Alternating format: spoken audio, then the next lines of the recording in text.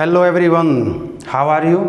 Hope you all will be fine at your home and welcome back again your own YouTube channel Career Launcher Academy. And today our topic is, you can see here, today our topic is about lines and angles. What is line, what is angle, and what is the relation between lines and angle? In this lecture we are going to study about lines, angle and relation between lines and angle.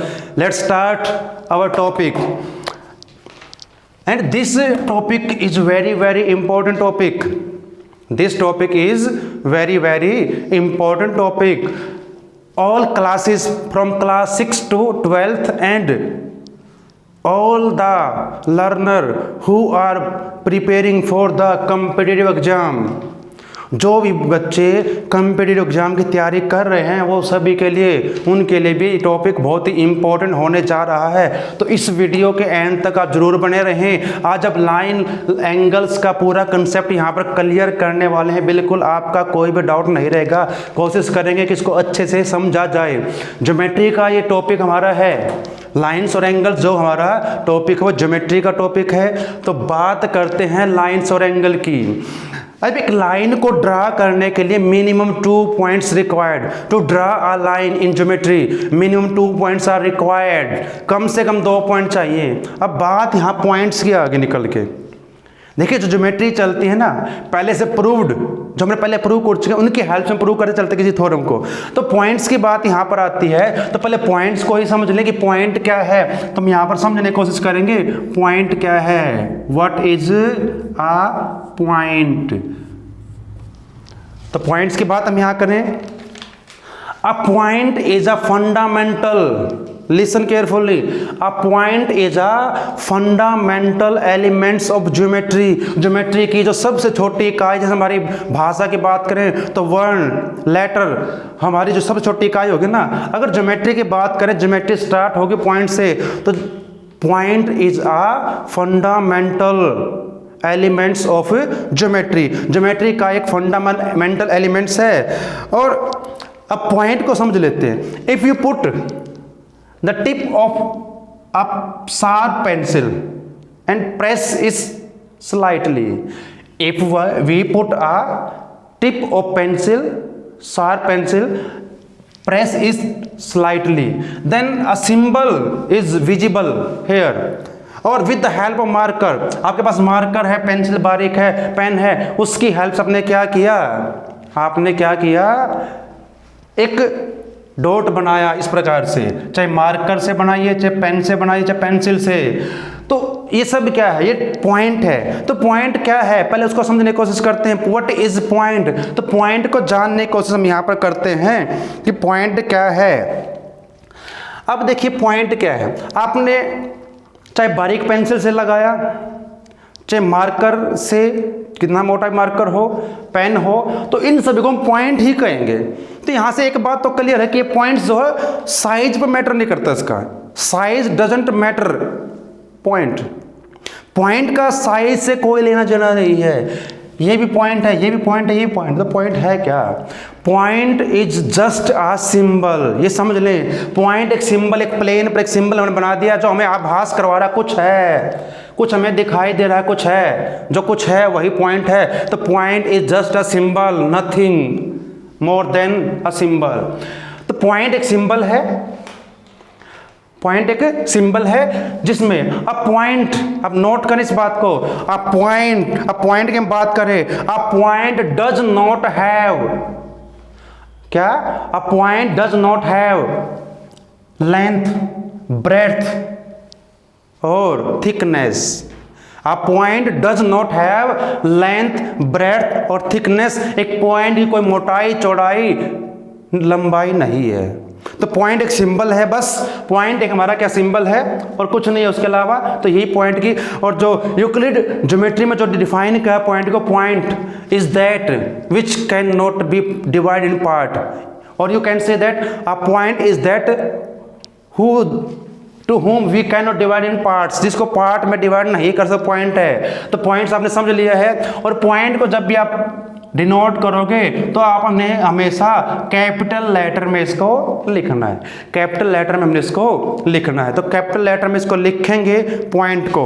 अब बात करते हैं lines की, क्योंकि हमारा जो topic है वो लाइंस और एंगल्स को लेकर है। तो लाइंस की मैंने बात की, तो व्हाट इज लाइन, हम बात करते लाइन क्या है। अभी मैंने कहा कि एक स्ट्रेट लाइन को ड्रा करने के लिए हमें किसकी मिनिमम 2 पॉइंट्स आर रिक्वायर्ड, कम से कम 2 बिंदुओं की 2 पॉइंट्स की जरूरत पड़ती है। तो लाइंस को समझ लें, ज्योमेट्री के अकॉर्डिंग लाइन क्या है। इन ज्योमेट्री, हम बात करें ज्योमेट्री क्योंकि ज्योमेट्री हम पढ़ रहे हैं। In geometry a line can be define as, कैसे डिफाइन किया गया सुन लीजिए। A line in geometry can be defined as a straight, सुन लीजिए, अ स्ट्रेट 1 डायमेंशनल फिगर। एक बार दोबारा सुन लें, ज्योमेट्री में लाइन को कैसे डिफाइन किया गया। A line is defined in geometry as a straight. A straight एक सिंबल है, एक सिंबल है, क्या है हमारा, और 1 डायमेंशनल, ये सारे सिंबल ही हैं। तो लाइन क्या है ज्योमेट्री के according, a straight. In geometry, a line is a straight 1 dimensional figure। Dimensional की बात, डायमेंशन आप भली बातें समझते हो, 2D 3D 1D 4D। आप 3D में पिक्चर देखते हो थिएटर में जाके गूगल लगाकर, तो बहुत सारी हमारी डी आ चुकी हैं अब तो 3D, जिसमें 3 हों, लेंथ ब्रेथ था, इसको 3D कहेंगे, जिसमें 2 हों, जैसे आपका सर्कल है, रेक्टेंगल, ट्रायंगल, ऐसे ही प्लेन फिगर में आएंगे 2 डायमेंशनल रहेंगी। तो ये लाइन क्या है। अब एक और यहाँ बात समझ ले, लाइन लिखा जाए या स्ट्रेट लाइन लिखा जाए, आपका पॉइंट एक ही रहेगा। हम लाइन लिखेंगे इट मीन्स वो स्ट्रेट लाइन ही रहेगी। तो लाइन्स क्या है ज्योमेट्री में, एक स्ट्रेट लाइन क्या है ज्योमेट्री के अंदर, एक स्ट्रेट 1 डायमेंशनल फिगर है, बस, ठीक है। अब कम से कम 2 पॉइंट इस पर होंगे, कम से कम 2 पॉइंट से लाइन बनेगी। वैसे लाइन की बता दें तो लाइन पर बहुत सारे पॉइंट्स हैं, इनफाइनेटली मैनी, जो काउंट नहीं कर सकते वो इनफाइनेट होता है, तो इनफाइनेटली मैनी। अब बात करते हैं lines moves in both direction endlessly. Lines move in, इसको इधर भी बढ़ा सकते, कितना बढ़ा लीजिए, इधर भी प्रोड्यूस कर सकते हैं, एक्सटेंड कर सकते हैं, इसको आप कितना भी बढ़ा घटा सकते हो। अ line can B produce in both direction endlessly. इसमें कोई एंड पॉइंट नहीं होते और लाइन की लेंथ फिक्स नहीं होती, लाइन की लेंथ फिक्स नहीं होती। और क्या समझे हम लाइन के बारे में, इसकी कोई मोटाई नहीं होती। A line has no thickness, a line has, इस लाइन की कोई मोटाई नहीं हुई। बात बारीक पेंसिल हो, मार्कर हो, आपने ड्रा किया फिगर इस प्रकार की, उसको लाइन ही कहा जाएगा। तो विड्थ इसकी डिपेंड नहीं करती, इस पर कोई फर्क नहीं पड़ता, लाइन ही रहेगी, इसकी कोई थिकनेस नहीं होती। अब बात करते हैं लाइन सेगमेंट की। पहले लाइन सेगमेंट, अब line segment is a part of line. Line segment is a part of line which has 2 and point. Definition लिखने की जरूरत नहीं है, आती नहीं है, लेकिन समझ लिए, बोल भी रहा हूं मैं। अ line is a part of, sorry, a line segment is a part of line, ये लाइन का पार्ट है। विच हैज 2 एंड पॉइंट, इसके 2 एंड पॉइंट्स होंगे, हम इसको ऐसे ड्रा करेंगे। मैंने एक पॉइंट यहां पर ए, ये 2 ए और बी क्या इसके एंड्स पॉइंट हैं। दोबारा सुन लीजिए, a line segment is a part of line which has 2 end points and whose length is definite, fixed, constant. इसकी लेंथ फिक्स है, घटा बढ़ा नहीं सकते। बहुत सारे एग्जांपल हैं, ये मार्कर है, पेन है, पेंसिल है, कोई रोड है, तो ये सभी क्या लाइन सेगमेंट के एग्जांपल हैं। क्या सभी लाइन सेगमेंट के एग्जांपल है। तो ये हमारा लाइन सेगमेंट रहेगा। उसके बाद बात करते हैं रे, सुना होगा, rays, x rays, y rays, ठीक है, तो बहुत सारी रेज होती है।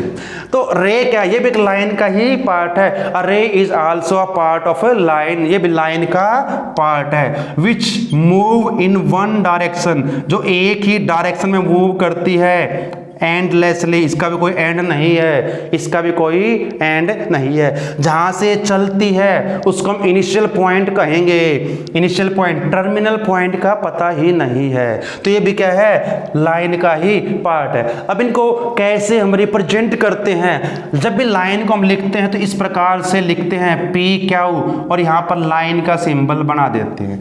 अगर लाइन सेगमेंट की बात करूं तो ए बी, तो यहाँ पर इस प्रकार से। अगर मैं बात करते हैं पॉइंट एक और ले लेते क्यू, या मैंने पॉइंट आर ले लीजिए, तो क्यू आर इज आर रे है तो ऐसे, लेकिन हम वैसे तो हम इसको ऐसे ज्योमेट्री में रिप्रेजेंट करते हैं, लेकिन हम ये सिंबल यूज नहीं करते, हम सिर्फ पी क्यू ही लिखेंगे, ए बी ही लिखेंगे, ठीक है। तो ये सिर्फ दिखाने के लिए कि लाइन है, रे है, लाइन सेगमेंट है, तो हम लिखेंगे वही। तो ये हमारा रहेगा लाइन सेगमेंट के बारे में। उसके बाद बात करते हैं, जब पॉइंट की बात चल रही है तो पहले वैसे कर चुके हैं, अब पॉइंट की बात कर लें तो 3 या 3 से अधिक पॉइंट अगर एक लाइन पर हों, 3 या 3 से ज़्यादा पॉइंट एक ही लाइन पर हों, तो उसको हम कहेंगे कोलिनियर पॉइंट्स। क्या कहेंगे, कोलिनियर पॉइंट्स। तो उसको हम कहेंगे कोलिनियर पॉइंट, कोलिनियर पॉइंट्स। तो ये 3 या 3 से ज़्यादा होंगे तो वो आपके रहेंगे कोलिनियर पॉइंट्स। चलिए, आपने लाइन को समझा, पॉइंट को समझा, लाइन सेगमेंट, रे और कोलिनियर पॉइंट को।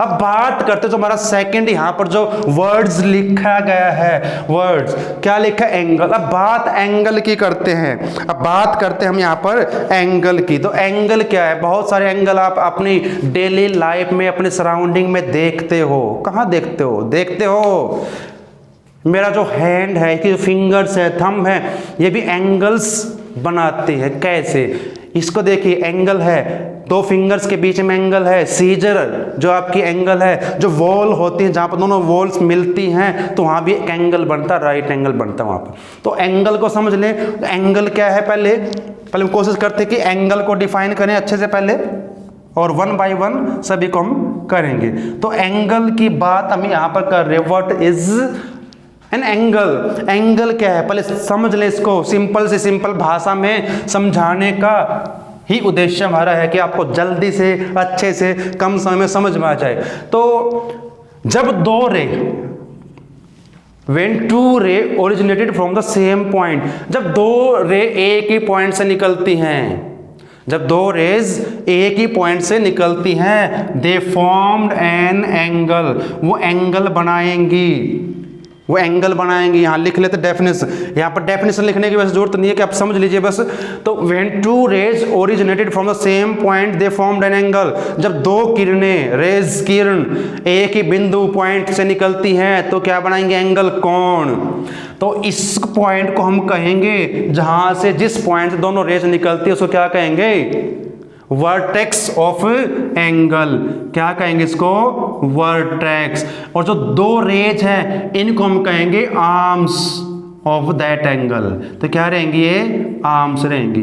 अब एंगल को लिखते कैसे, उसकी नेमिंग कैसे होगी, उसको और समझ लें भी। एक एंगल को मैंने यहाँ पर एक पॉइंट ले लीजिए, लिया ए, कुछ भी पॉइंट आपका हो सकता है। मैं इसको जब लिखूंगा पहले एंगल का सिंबल बनाऊंगा, पहले मैं क्या करूंगा, एंगल का सिंबल बनाइए, और उसके बाद आप फिर इसको कीजिए, उसके बाद आपको इसको करना पड़ेगा। देखिए अब कैसे करते हैं,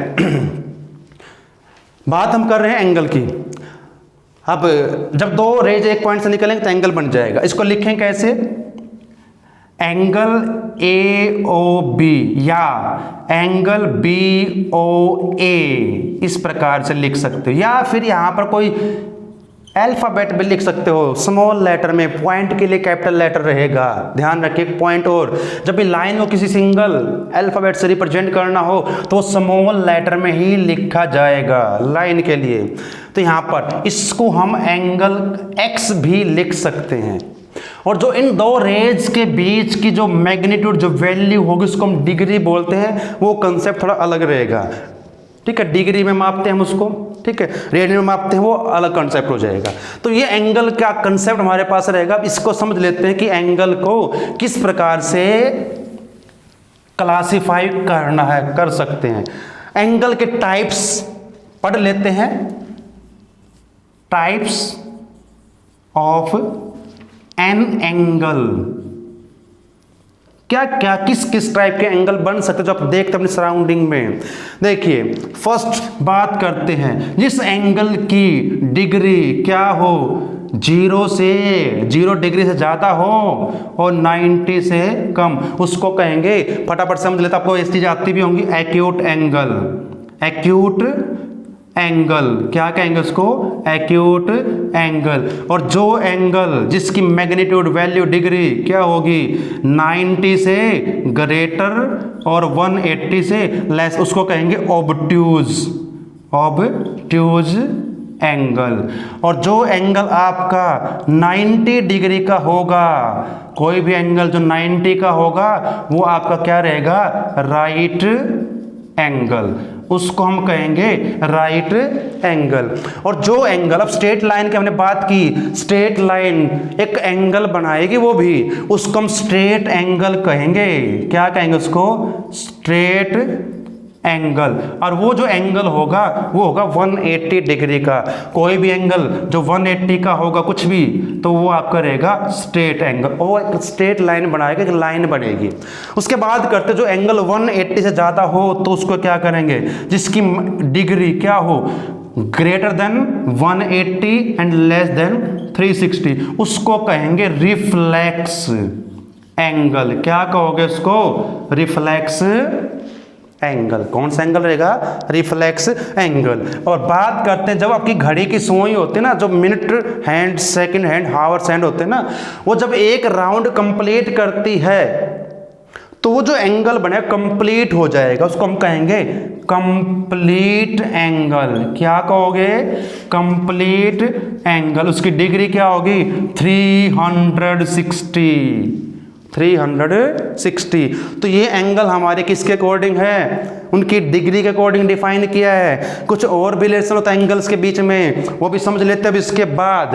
अब ये तुमने सही सीखा कि आप किस प्रकार से उनको करोगे क्लासीफाई, डिग्री के अकॉर्डिंग उनकी। अब बात करते हैं कुछ एंगल जो आपके एग्जाम में पूछे जाते हैं, कंपैरेटिव एग्जाम में, उनकी बात कर लेते हैं। कॉम्प्लीमेंट्री सुना होगा, कॉम्प्लीमेंट्री एंगल्स। अब कॉम्प्लीमेंट्री एंगल्स कौन से होंगे, इन दो एंगल में हमेशा बच्चों को कंफ्यूजन रहती है। सप्लीमेंट्री,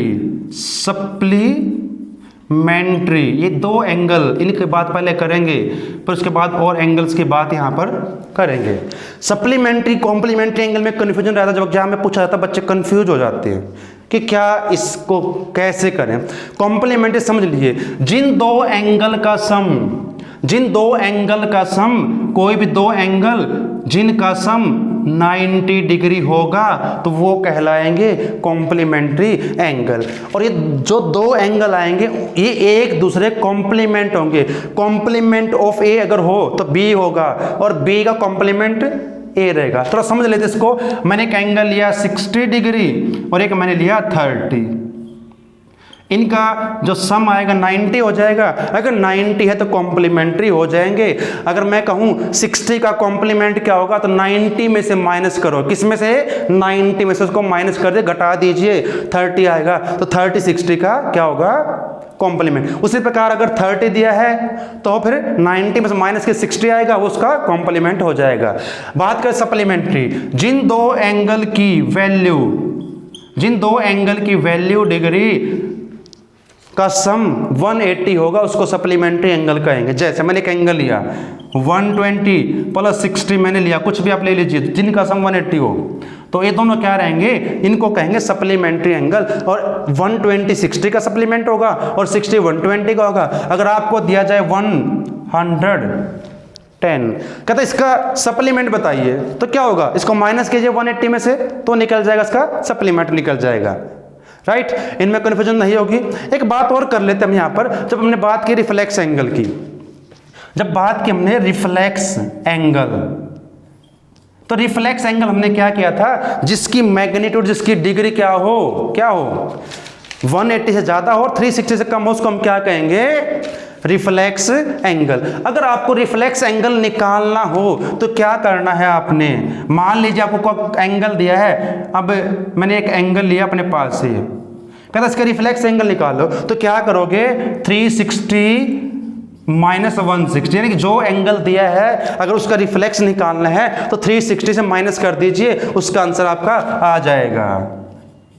तो ये आपको हो जाएगा रिफ्लेक्स। अगर रिफ्लेक्स एंगल दिया हो और सिंपल एंगल निकालना हो तब भी माइनस करेंगे। अगर ये आपका रिफ्लेक्स एंगल है, पता है क्योंकि 180 से ज़्यादा है और 360 से लेस है तो ये रिफ्लेक्स है। अगर सिंपल एंगल निकालना है तो क्या करेंगे, इसको माइनस करेंगे, किसमें से 360 में से। चलिए अब कुछ और एंगल्स की बात कर लेते हैं। लाइंस और एंगल्स की बात हम यहाँ पर कर रहे हैं। लाइंस और एंगल के बीच में रिलेशन क्या रहेगा वो कंसेप्ट आज पूरा करेंगे, कोशिश करेंगे उसको पूरा कंप्लीट करने। कुछ टॉपिक अगर रह जाता, छूट जाता है तो कमेंट्स बॉक्स में लिख दीजिए, आपको तुरंत रिप्लाई उसका मिल जाएगा। चलिए अब बात हम करते हैं, यहाँ पर हमने कॉम्प्लीमेंट्री एंगल कर लिए, सप्लीमेंट्री एंगल कर लिए, अब बात करते हैं एडजेंट्स एंगल।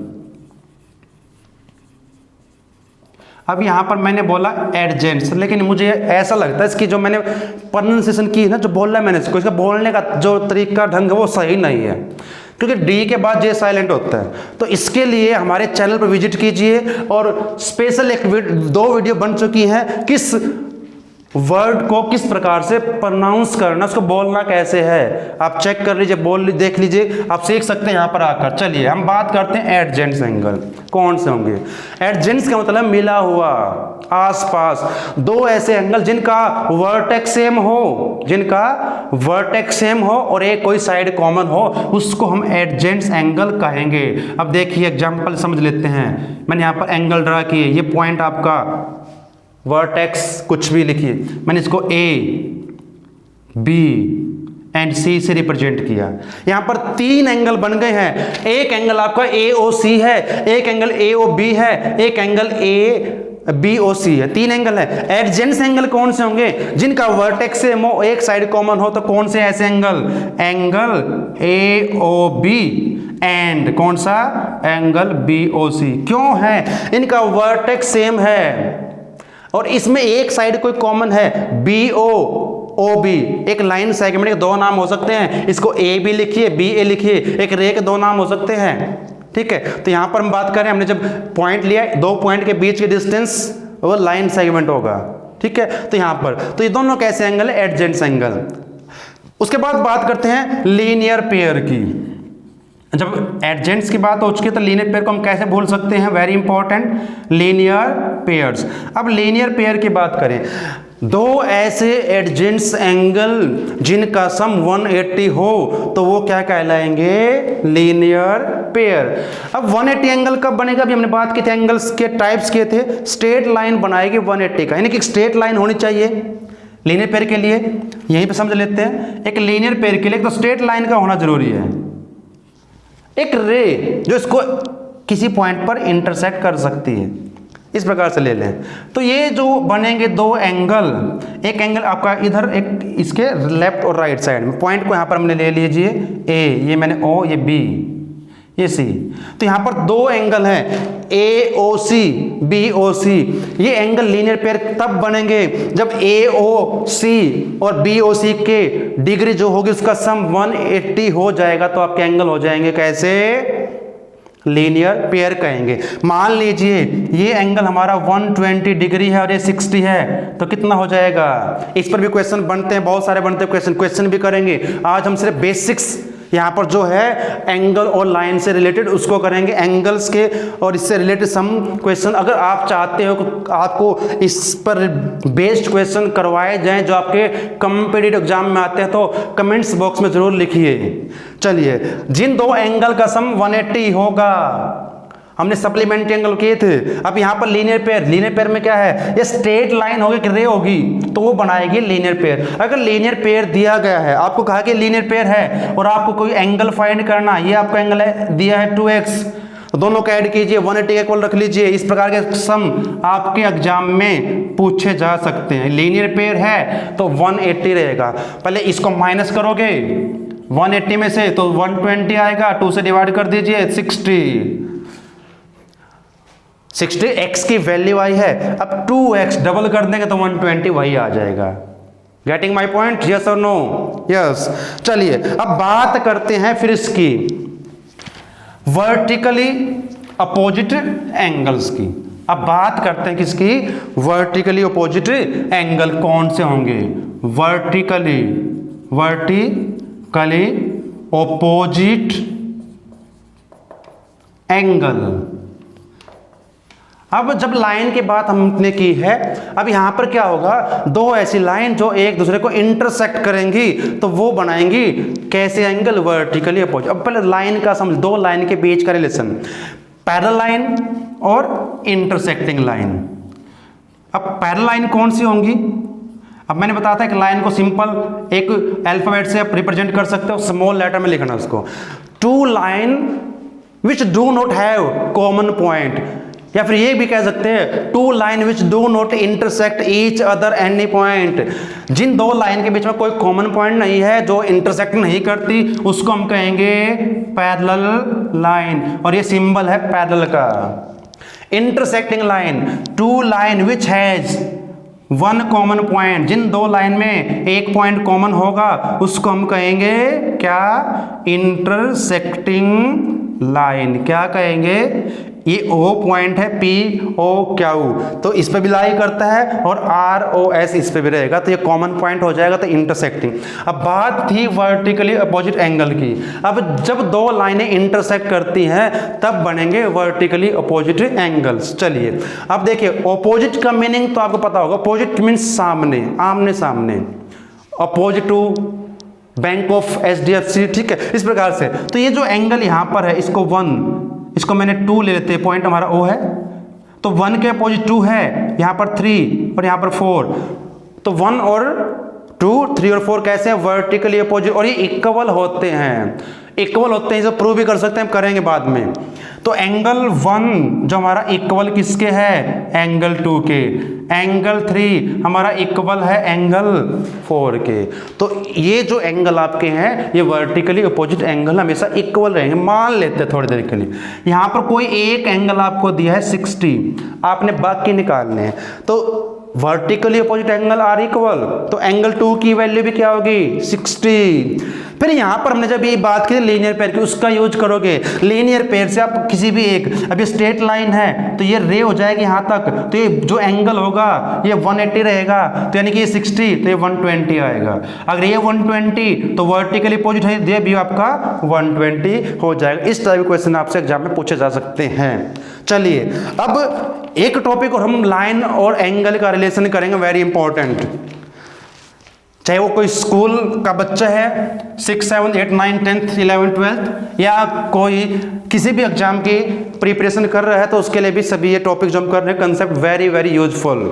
चलिए अब हमने बात की थी पैरेलल लाइन की, अब यहाँ बात करेंगे, हमने यहाँ पर ड्रा की दो लाइनें विच आर पैरेलल, और लाइन को पॉइंट्स, 2 पॉइंट लाइन पर ले सकते हैं, किसी से एक अल्फाबेट से भी रिप्रेजेंट कर सकते हैं। मैंने यहाँ पर पॉइंट लिया, ये P लाइन, जो P क्या लाइन है, इनके पॉइंट से पास हो रही है, ये एंड पॉइंट्स नहीं है। यहाँ पे कुछ पॉइंट्स रख लेते हैं A B, ये तो बात हम पहले कर चुके हैं। अब एक तीसरी लाइन और निकल के आ रही है हमारे सामने, एक थर्ड लाइन और आएगी निकल के, उसकी बात कर लेते हैं। एक ऐसी लाइन जो दो लाइन को, चाहे वो पैरेलल हैं या नॉन पैरेलल हैं, इंटरसेक्टिंग मींस, तो उनको अगर दो अलग अलग पॉइंट पर इंटरसेक्ट करती है तो इस लाइन को हम बोलते हैं ट्रांसवर्सल लाइन।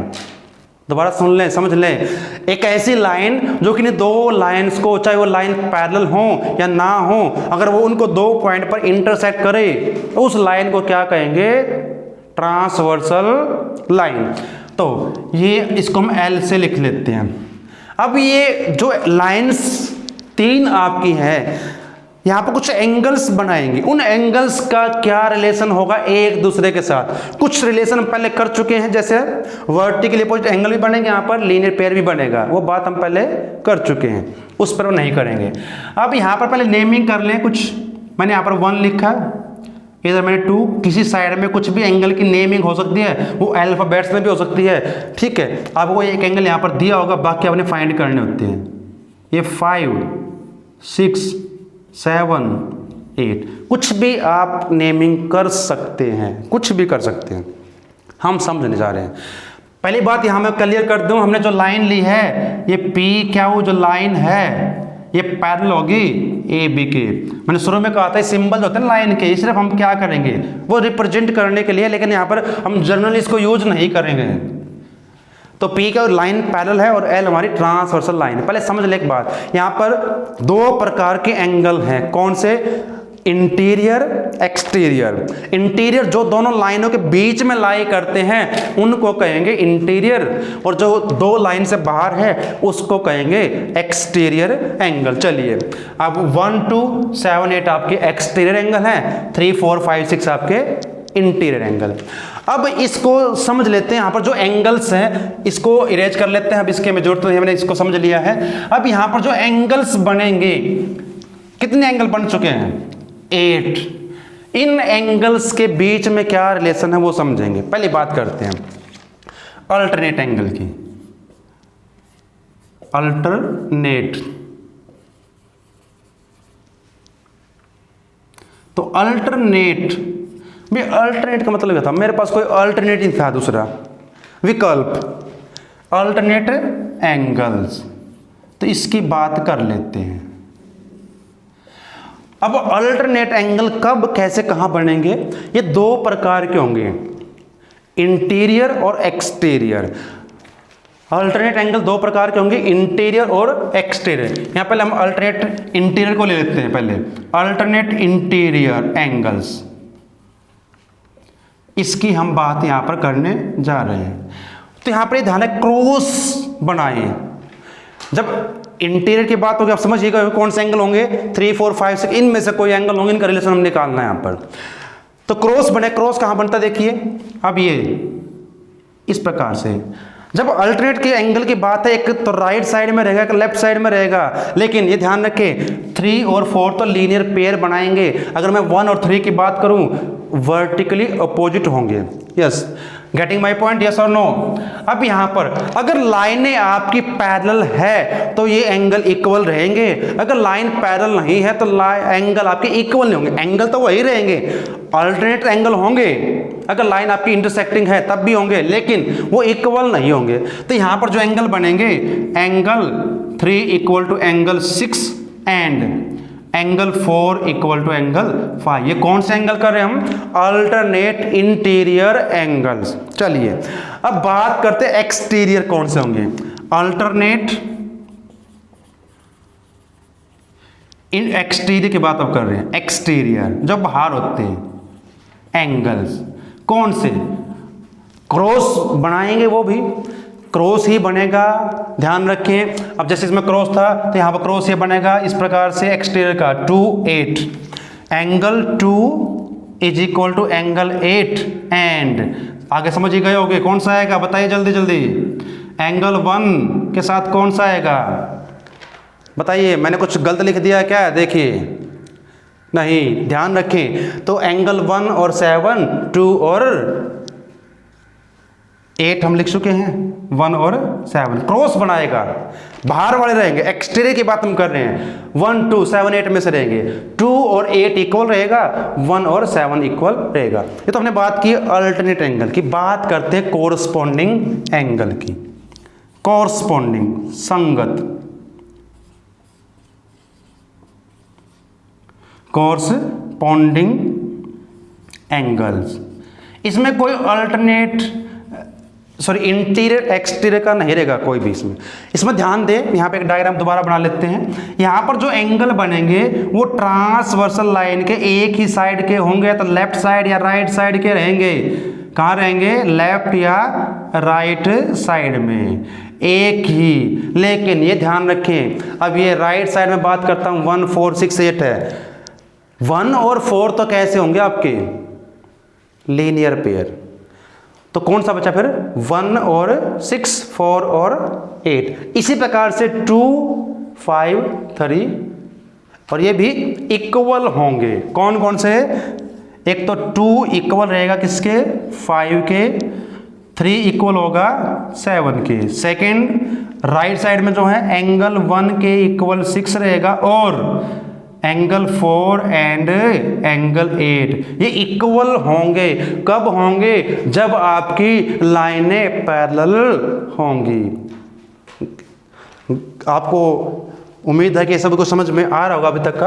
अब बात करते हैं, हमने इनका रिलेशन तो निकाल लिया, कुछ और एंगल भी तो बन रहे हैं यहाँ पर। जैसे हमारे पास 3 5 है, 4 6 है, 2 और, क्या इनमें भी कोई रिलेशन बन सकता है? यस, इनमें भी रिलेशन बनेगा। क्या बनेगा? जो इंटीरियर एंगल थे हमारे 3 4 5 6, यहाँ पर भी बनेगा। इसको हम कहेंगे को इंटीरियर एंगल्स। तो कौन से बनेंगे? अब क्या ये इक्वल होंगे? नहीं होंगे, समझ लेते हैं। एंगल 3 और 5 जो हैं इक्वल हो सकते हैं। कब? जब लाइन आपकी परपेंडिकुलर हो। और परपेंडिकुलर लाइन कौन सी होती हैं? जो एक दूसरे को राइट एंगल पर बाइसेक्ट करें, इंटरसेक्ट करें। तो यहां पर इन दो जो एंगल का रिलेशन रहेगा, इनका सम 180 होगा। अगर ये 90 तो ये 90 का हो जाएगा, तो 180। अगर ये 60 तो ये 120 हो जाएगा। अंडरस्टैंड? तो इसी प्रकार से आपका एंगल 4 और एंगल 6 इनका सम भी 180। इनको बोलते को इंटीरियर एंगल। चलिए उसके बाद बात करते हैं को अलाइड एंगल या फिर को एक्सटीरियर एंगल भी इसको बोल सकते हो। कौन से होंगे उसको और समझ लेते हैं अच्छे से एक बार। अभी तक हम अल्टरनेट एंगल्स की बात कर चुके हैं, दो प्रकार के हैं, अल्टरनेट इंटीरियर और अल्टरनेट एक्सटीरियर। हमने कोरस्पॉन्डिंग कर लिए हैं। अब बात हम करने जा रहे हैं किसकी? को एक्सटीरियर और अलाइड एंगल, ALLIED, ये भी इसका नाम है। तो इसको हम समझेंगे। सह अंत्य कोण शायद इसको हिंदी में बोलते हैं। तो क्या रहेंगे? 2 और 7 इनका भी सम होगा 180। और इसी प्रकार से एंगल 1 और 8 भी रहेंगे आपके 180। तो ये जो लाइंस थी आपकी पैरेलल हो या इंटरसेक्टिंग हो, एक तीसरी लाइन जो आपकी थी वो ट्रांसवर्सल लाइन, ये एंगल बनाएगी। तो इस पर यहाँ पर कौन कौन से एंगल बनेंगे? कुछ एंगल की बात हम पहले कर चुके थे, इसलिए यहाँ वर्टिकल अपोजिट भी होंगे, यहाँ लीनियर पे भी बनेगा। उसके अलावा जो बने हमने यहाँ पर किए alternate interior angle, alternate exterior angle, corresponding angle और को एक्सटीरियर एंगल आपने समझे। थोड़ा सा इसको एक और समझ लेते हैं डायग्राम से। मैंने डायग्राम आपका सम में जब यूज होता है ना, ये बच्चों को समझ में आ जाते हैं, लेकिन जब एक्सरसाइज या कोई क्वेश्चन आपके पास आता है तब वहाँ पर कैसे यूज करें वो नहीं समझ में आता। तो उसके लिए आपको क्वेश्चन की प्रैक्टिस करनी पड़ेगी। अगर आप चाहते हैं कि आपको कोई क्वेश्चन बैंक यहाँ पर करवाया जाए, कुछ क्वेश्चन करवाए जाए, तो आप कमेंट बॉक्स में जरूर लिखिए। अब यहाँ पर देखिए वही लाइनें हैं, पैरेलल है, एक ट्रांसवर्सल, मैंने थोड़ा पोजीशन चेंज कर दी, थोड़ा रोटेट कर दीजिए, किया है मैंने यहाँ पर। अब यहाँ पर मैंने एंगल की नेमिंग थोड़ी चेंज कर दी। यहाँ पर मैंने A B C D E F G H ये मैंने एंगल्स की नेमिंग अब कर दी है, क्योंकि कुछ भी आपके पास आ सकता है। तो अब यहाँ बताइए कौन से एंगल रहेंगे? Alternate interior. बात थी अल्टरनेट इंटीरियर की, तो क्रॉस बनेगा। तो क्रॉस में क्या है? C और H, ये समझ लें, D और G। इसकी प्रैक्टिस करें इस प्रकार से, अलग अलग नेमिंग करके, रोटेट करके इनको। अगर हम बात करता हूं एक्सटीरियर की, अल्टरनेट की, तो A F, एंगल A के F रहेगा, B के E रहेगा, राइट। बात करते हैं कोरस्पॉन्डिंग, एक ही साइड में ट्रांसवर्सल लाइन के, लेकिन A और C तो लीनियर पेयर बनाएंगे, तो A के साथ G आएगा, एंगल A और ये भी इक्वल होते हैं, G रहेगा, एंगल C और एंगल E रहेगा। इधर की बात करें तो एंगल B होगा, और कौन सा होगा? B के साथ H होगा, और D के साथ कौन सा होगा? F होगा। D के साथ हमारे पास कौन सा होगा? F होगा। उम्मीद है कि आपको समझ में आ गया कंसेप्ट आपका। कोशिश की है कि आपको अच्छे से एक्सप्लेन किया जाए। फिर भी कोई कंसेप्ट आपको लगता है कुछ छूट गया, रह गया है तो कमेंट्स कीजिए, कमेंट्स बॉक्स में लिख दीजिए, आपको उसका रिप्लाई मिलेगा। अगर आप चाहते हो इस चैप्टर पे कुछ जो क्वेश्चन करवाए जाएं जो आपके अभी तक प्रीवियस पेपर्स में आ चुके हैं तो कमेंट्स कीजिए, कमेंट सेक्शन में आपको करवाए जाएंगे। तो इस वीडियो के एंड तक बने रहने के लिए आप सभी का धन्यवाद। जय हिंद।